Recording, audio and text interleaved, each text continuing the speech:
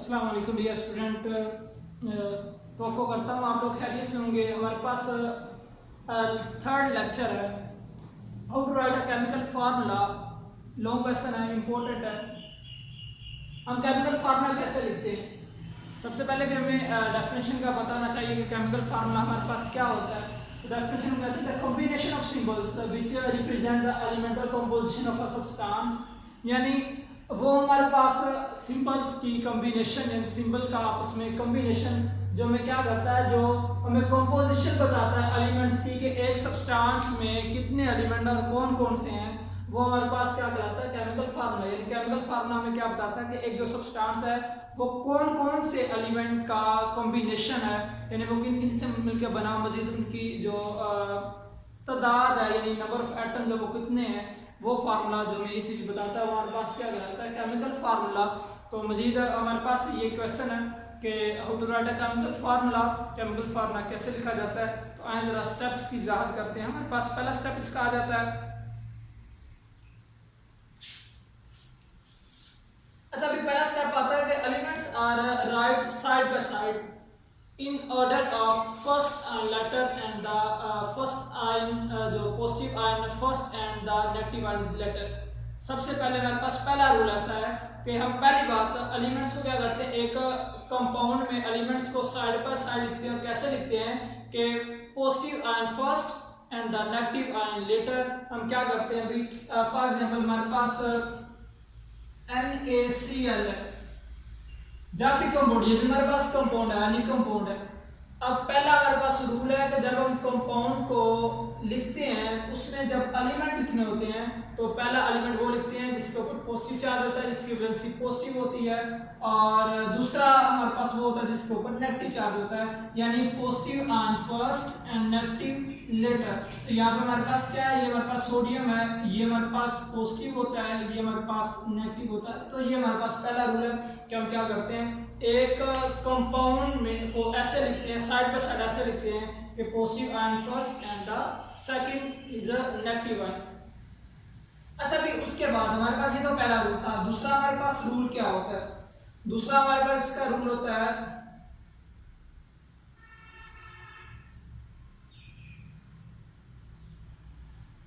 अच्छा भी दूसरा आपके पास इसका जो रूल होता है वो आपके पास होता है कि the valency of each ion. आप किसी भी एटम की या आयन की जब वैलेंसी लिखते हो तो आपने क्या करना है, उसको आपने राइट टॉप कॉर्नर पे लिखना होता है। फॉर एग्जाम्पल यहाँ मैंने सोडियम की बात की है ना, तो मैं यहाँ पे लिखूंगा सोडियम, इसकी वैलेंसी होती है अभी +1। तो मैंने क्या किया, राइट साइड पे टॉप कॉर्नर यानी ऊपर वाली साइड पे लिखा। यानी हमारे पास दूसरा इसका स्टेप होता है कि आपके पास जो एक कंपाउंड होता है उसमें अपने वैलेंसी लिखनी होती है, वो कहाँ लिखनी होती है, राइट टॉप कॉर्नर पे। सोडियम है, इस तरह Cl है वो नेगेटिव है तो उसकी आ जाएगी -1। मैं दोबारा फिर रिवाइज करवा दूं, पहला रूल हमने पढ़ा कि हम क्या करते हैं, in a compound elements are written side by side in order of positive ion first and the negative is later। हम क्या करते हैं, जब एक कंपाउंड बनाते हैं, हम कंपाउंड लिखते हैं तो हम इसको ऐसे अरेंज करते हैं कि पहले पॉजिटिव आयन, दूसरा हमारे पास नेगेटिव आयन होता है। ये हमारे पास फर्स्ट रूल है। सेकंड रूल हमारे पास होता है the valency of each atom या ion is written right top corner. हम क्या करते हैं, किसी भी एटम की या आयन की वैलेंसी जो हम लिखते हैं, आयन की वैलेंसी लिखते हैं, वो हम क्या करते हैं, हम राइट टॉप कॉर्नर पे लिखते हैं, यानी राइट साइड पे टॉप कॉर्नर पे लिखते हैं। तो ये हमारे पास था दूसरा रूल। इसका हमारे पास थर्ड रूल होता है क्रॉस एक्सचेंज का। थर्ड हमारे पास जो रूल होता है वो हम क्या करते हैं, तो हम वैलेंसी को क्रॉस एक्सचेंज के मेथड के जरिए हम लेके आते हैं लोअर साइड पे राइट साइड पे। यानी फॉर एग्जाम्पल हमारे पास NaCl है, इसके ऊपर हमने भी कहा +1 चार्ज है, हमने Cl पे कहा कि -1 चार्ज होता है, यानी इसकी ऑक्सीडेशन स्टेट +1 होती है, इसकी -1।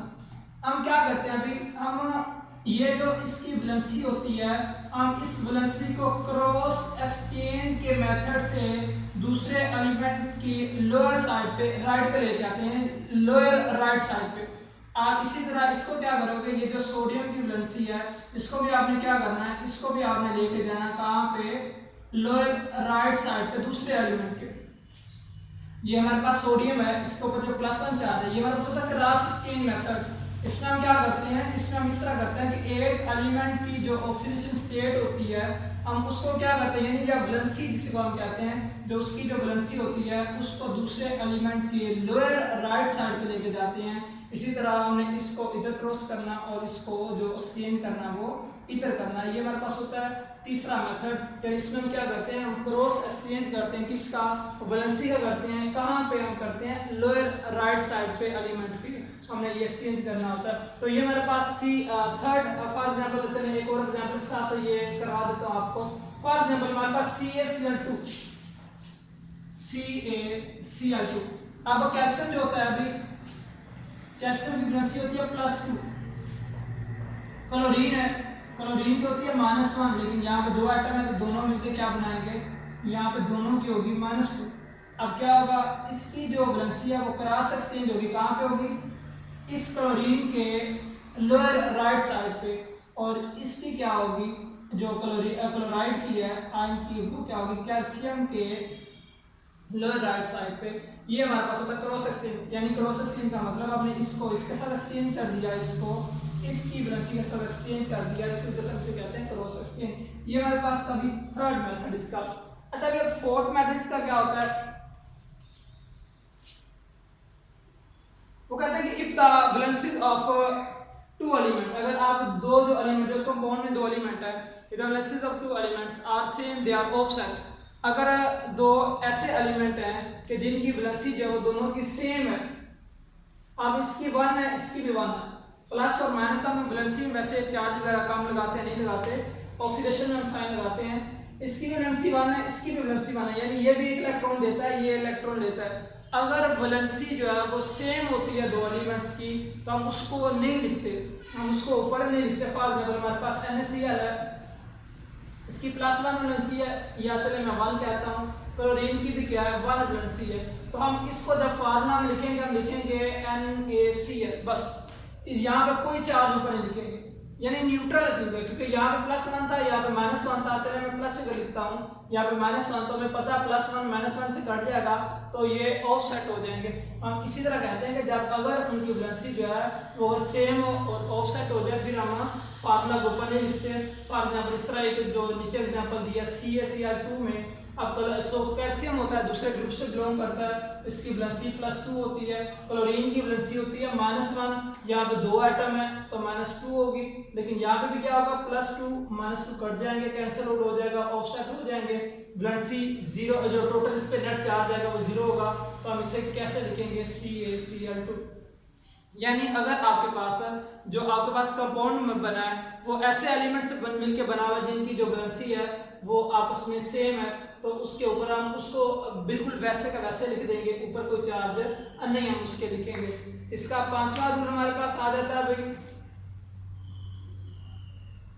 अब हमारे पास कुछ जो रेडिकल होते हैं, आयन जो होते हैं वो मुख्तलिफ रेडिकल जो होते हैं मुख्तलिफ आयन्स का कॉम्बिनेशन होते हैं। जब ऐसी हमारे पास कंडीशन आ जाती है तो फिर हम क्या करते हैं, फिर उनके ऊपर नेट चार्ज लिखते हैं। फॉर एग्जांपल हमारे पास सल्फेट है, फॉर एग्जांपल हमारे पास सल्फेट है, सल्फेट के ऊपर -2 चार्ज होता है। जब हमारे पास आयन्स की कॉम्बिनेशन होती है, जब मुख्तलिफ आयन्स मिलकर रेडिकल बना रहे होते हैं तो वहां पे हम क्या करते हैं, फिर जो उनके ऊपर नेट चार्ज होता है वो लिखते हैं। फॉर एग्जांपल सल्फेट के ऊपर -2 है। अब -2 कैसे आया, क्योंकि ये हमारे पास वैसे चीज होती है AH2SO4 सल्फ्यूरिक एसिड होता है। अब जब ये हाइड्रोजन आयन यहाँ से रिमूव हो जाता है तो 2 इलेक्ट्रॉन दे के निकलता है, तो यहाँ पे -2 चार्ज आ जाता है। इस तरह फास्फेट आयन है, अगर आपके पास आयंस की कॉम्बिनेशन हो तो वहां पे जो नेट चार्ज आता है वो हम क्या करते हैं, वो बिल्कुल हम वैसे का वैसे लिख लेते हैं। तो ये हमारे पास लास्ट वाला रूल था, इसमें वैसे जो लिखा हुआ इस रूल में वो कहते हैं if an ion is a combination of 2 और more atom which is called radical bearing net charge on it. अगर आपके पास आयन जो है वो कॉम्बिनेशन हो मुख्तलिफ एलिमेंट्स का, तो आप क्या करते हो, उसके ऊपर क्या करते हो, नेट चार्ज जो है वो लिखते हो। ये हमारे पास 5 रूल थे जो आपने करने हैं। पहला हमने रूल पढ़ा, हमने कहा कि अगर हमारे पास हम क्या करते हैं, जब एक कंपाउंड को लिखते हैं तो positive ion first and the negative later. उसके बाद हम क्या करते हैं कि हम जो उनकी वैलेंसी होती है हमेशा हम क्या करते हैं राइट टॉप कॉर्नर पे लिखते हैं। तीसरा हमने पढ़ा। उसके बाद हम क्या करते हैं, वैलेंसी को क्रॉस एक्सचेंज के मेथड से हम एलिमेंट की राइट लोअर साइड पे लेके आते हैं। तीसरा हमने पढ़ा कि अगर दोनों एलिमेंट्स की जो वैलेंसी जो अगर वो सेम होती है तो हम उनको ऑफसेट कर देते हैं और वैसे लिखते हैं, उनके ऊपर कोई चार्ज वगैरह नहीं लिखते। और फिफ्थ हमारे पास इसका काम था, अगर आपके पास आयन जो है वो मुख्तलिफ एलिमेंट का कॉम्बिनेशन है तो उसके ऊपर हम वही चार्ज लिखेंगे जो इनको सारों को मिलाने से यानी जमा करने से नेट चार्ज आता है। अब ये नेट चार्ज वैसे आया कि कैसे, मैं ये भी आपको बता ही देता हूँ। अब सल्फर जो होता है वो उसकी वैलेंसी यहाँ पे वो 6 शो कर रहा है, वो +6 शो कर रहा है। ऑक्सीजन की एक एटम की जो वैलेंसी होती है वो होती है -2, यहाँ पे 4 है तो हमारे पास आ जाएगा -8। तो जब आप -8 और +6 करेंगे तो -2 आ जाएगा। इसका मतलब है ये ओवरऑल चार्ज इसके ऊपर -2 आ गया।